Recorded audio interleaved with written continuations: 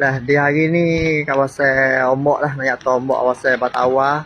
Dah masa sekarang ni pukul 5. Dah pukul 5.30. Nak jatuh ombak ni nak jatuh tak ada kuat mana sebab biasa marang dulu apalah. Masa ombak teduh sikit lah. InsyaAllah lah kalau lagu mana air lepas hari tu tak ada kuat mana insyaAllah lah. Kita lah air mari turun laut belakang je. Dah kita air turun laut belakang lepas tu ombak nam tali ada nun lah. InsyaAllah selamat itu belakang kita lah. Kita doa belakang lah. Lepas tu tengok malam ni udara hujan ke lagu mana. Dah kalau ada hujan insyaAllah selamat lah. Air hari 2 lagi insyaAllah. Dah air suruh.